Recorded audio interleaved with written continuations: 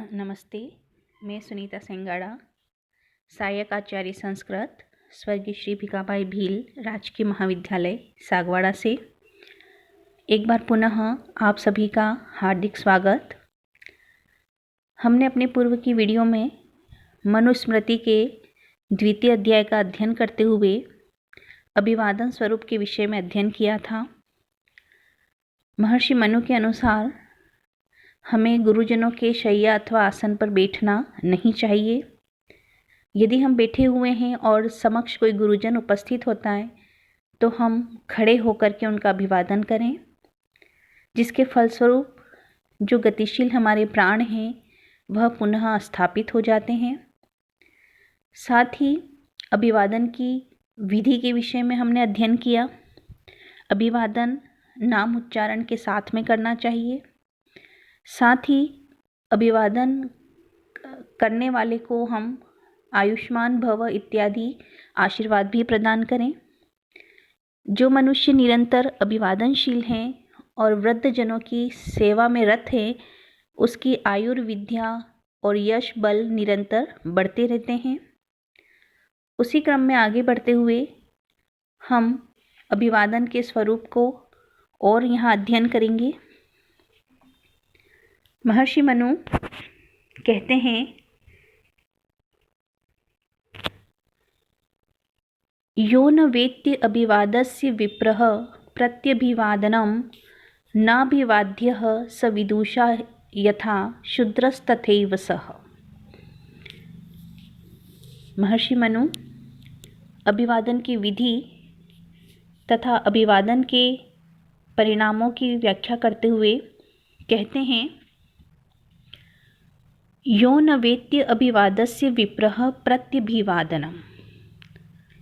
यह विप्रः, जो भी विप्र, जो भी ब्राह्मण, अभिवादस्य, किसी के द्वारा किए गए अभिवादन का, प्रत्यभिवादनम न वेत्ति, उसका प्रति अभिवादनम या प्रत्युत्तर देना नहीं जानता है, न अभिवाद्यः स विदुषा, उसे विद्वानों के द्वारा न अभिवाद्य, अभिवादन नहीं करना चाहिए। शूद्रः तथैव सः, और जिस प्रकार शूद्र है उसी प्रकार तथैव सः, उसे भी शूद्र ही मानना चाहिए। अर्थात महर्षि मनु प्रत्युत्तर अभिवादन के फलस्वरूप प्रत्यभिवादनम अर्थात अभिवादन का प्रत्युत्तर देने की अनिवार्यता यहाँ पे व्यक्त करते हैं। वह कहते हैं कि जो विप्र, जो ब्राह्मण, जो ज्ञानी मनुष्य अभिवादन के फलस्वरूप प्रत्यभिवादनम, उसका प्रत्युत्तर देने की जो शास्त्रोक्त विधि है, न वेत्ति, यदि उसे नहीं जानता है, यदि वह उस विधि के अनुसार उसका प्रत्युत्तर नहीं देता है, तो यथा शूद्र, जैसा शूद्र है, अर्थात शूद्र अज्ञानी है, उसे शास्त्रों का ज्ञान नहीं है, तथैव सः, वह भी उसी के समान है, अर्थात वह भी शूद्र के समान ही अज्ञानी है। विदुषा न अभिवाद्यः, अतः विद्वान मनुष्य ऐसे अज्ञानी विप्र को, जो शास्त्रोक्त विधि से प्रत्यभिवादनम करना नहीं जानते हैं, न अभिवाद्य, वह उन्हें अभिवादन न करें। महर्षि मनु प्रत्यभिवादनम की अनिवार्यता यहाँ पर व्यक्त कर रहे, और वह भी शास्त्रोक्त विधि के द्वारा ही की जानी चाहिए। यदि विप्र को इसका ज्ञान नहीं है तो अज्ञानता के कारण वह भी शूद्र ही माना जाएगा, और इस प्रकार उसे अभिवादन नहीं करना चाहिए।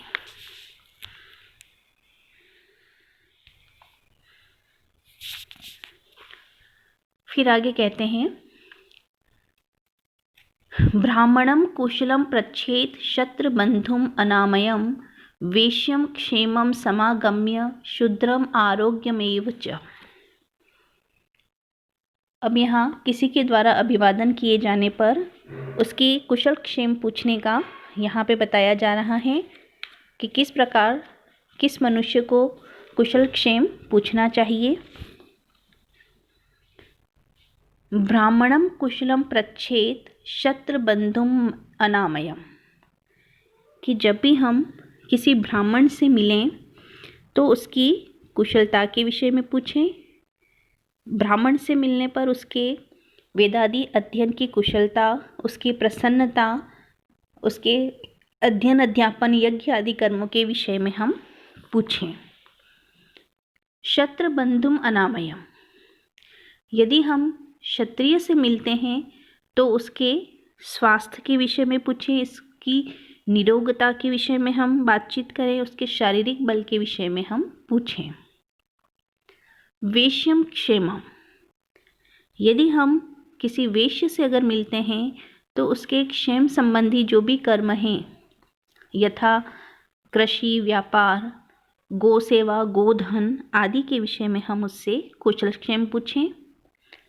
क्षुद्रम आरोग्यम एवच, और जब शूद्र से हमारा मिलना होता है तो हम उसकी आरोग्यता, उसके स्वास्थ्य की कुशलता के विषय में प्रश्न पूछें।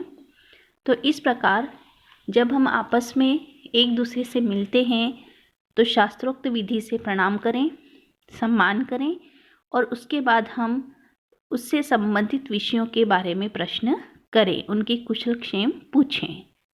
चूँकि ब्राह्मण अध्ययन अध्यापन के कार्य कर रहे हैं तो हम उन्हीं के विषय में उनसे प्रश्न करें। क्षत्रिय बंधुओं के प्रति हम उनके शारीरिक बल, उनके स्वास्थ्य के विषय में प्रश्न करें। वेश्य का प्रधान कर्म कृषि, व्यापार, वाणिज्य हैं तो हम उन्हीं के विषय में प्रश्न करें। और शूद्र जो सेवा का कार्य कर रहा है उससे हम उसकी शारीरिक स्वस्थता के बारे में प्रश्न करें।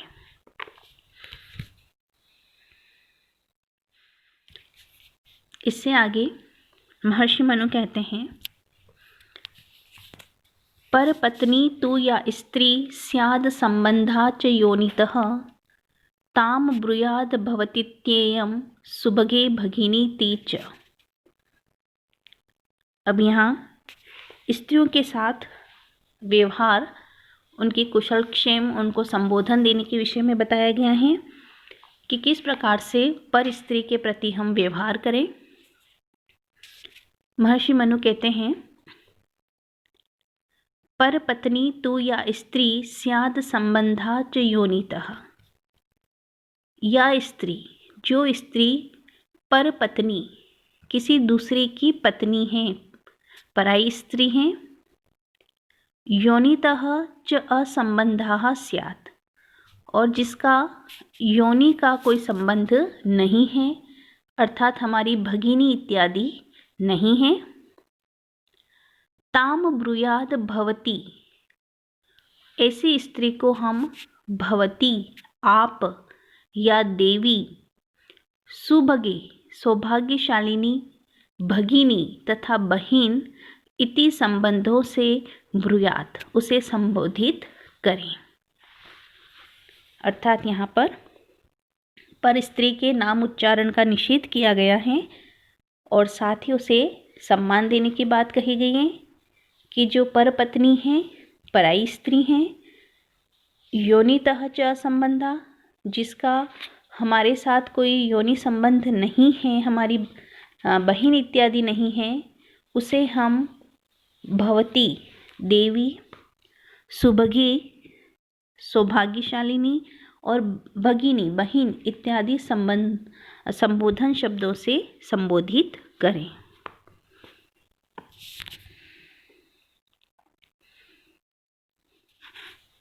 इससे आगे कहते हैं, मातुलाम च पितृव्याम च श्वशुरान ऋत्विजो गुरून् असावहमिति ब्रूयात् प्रत्युत्थाय यवीयसः। यहाँ पर सम्मान प्रकट करने की विधि का वर्णन कर रहे हैं कि हमें किस प्रकार से गुरुजनों का सम्मान करना चाहिए।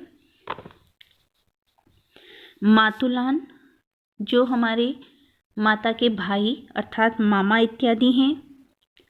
पितृव्यान, जो हमारे पिता से संबंधित चाचा, ताऊ इत्यादि जो गुरुजन हैं।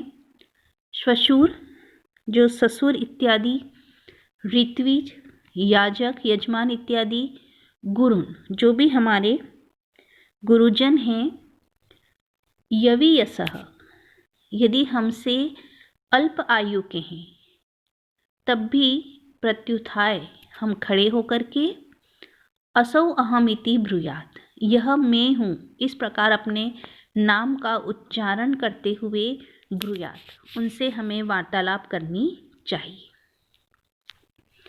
यहाँ पे बताया गया है कि जो भी हमारे मामा, ताऊ, चाचा, ससुर, ऋत्विज जो गुरुजन हैं, यवीयसः यदि हमसे आयु में अल्प हैं तब भी हम उनका सम्मान करें, उनके आने पर हम अपने आसन से खड़े हो जाएं, प्रत्युत्थाय और खड़े होकर के असौ अहम इति यह मैं हूँ इस प्रकार अपने नाम का उच्चारण कर वार्तालाप करें। यहाँ पे अल्पायु होने पर भी गुरुजनों को सम्मान देने का कथन किया गया है और यथाविधि हम उनका सम्मान करें।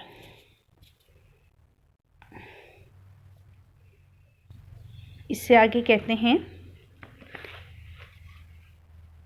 मातृ श्वसा मातुलानी श्वशुरस्थ पितृ श्वसा संपूज्य गुरुपत्नीवत समस्ता गुरु भार्यया। यहाँ पे जो हमारी संबंधित स्त्रियां हैं उनके प्रति भी सम्मान की भावना प्रकट करने का भाव अभिव्यक्त हो रहा है। मातृश्वसा माता की बहन अर्थात मौसी, मातुलानी हमारी जो मामी इत्यादि हैं, श्वश्रु हमारी जो सासू हैं, पितृश्वसा और जो पिता की बहन बुआ इत्यादि ये सभी गुरु भार्यया समाह ये सभी गुरु पत्नी के समान ही हैं, उन्हीं के समान सम्मानीय स्थान रखती हैं। गुरु पत्नीवत संपूज्या अतः गुरु पत्नी के समान ही हम इनका सम्मान करें। उसी प्रकार हम उन्हें शास्त्रोक्त विधि से शिष्टाचार का पालन करते हुए हम उन्हें आसन, अर्घ्य इत्यादि प्रदान करें। तो यहाँ पर परिवार में जो स्त्री वर्ग हैं उनके प्रति भी सम्मान व्यक्त करने की बात कही गई है। चाहे वो मौसी हो, मामी हो, श्वश्रु, सास हो, पितृश्वसा, बुआ हो, ये सभी भी गुरु पत्नी के समान ही आदरणीय मानी गई हैं। गुरु पत्नीवत संपूज्या अतः जिस प्रकार हम अपनी गुरु पत्नी को सम्मान देते हैं उसी प्रकार हम इनका भी सम्मान करें।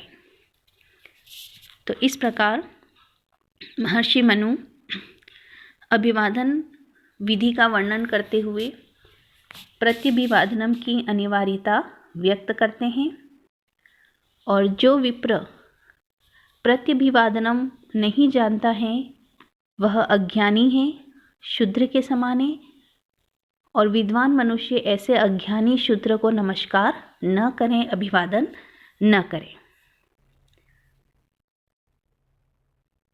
जब जिस वर्ग के विप्र से हम मिल रहे हैं हम उसकी कार्य को देखते हुए ही हम कुशलक्षेम पूछें, ब्राह्मण से उनके अध्ययन, अध्यापन, यज्ञ आदि के बारे में प्रश्न करें।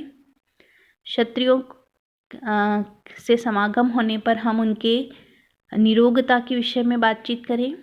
वैश्य से समागम होने पर हम कृषि, व्यापार, वाणिज्य इत्यादि कुशलक्षेम पूछें और सेवक जो शूद्र हैं उससे हम उसके स्वास्थ्य संबंधी प्रश्न करें। इसी प्रकार जो पर पत्नी है या जिससे हमारा कोई योनि संबंध नहीं है हम उनके नाम का उच्चारण न करें। हम उन्हें भवती, सौभाग्य, सौभाग्यशालिनी और भगिनी इत्यादि सम्मानजनक संबोधनों से संबोधित करें।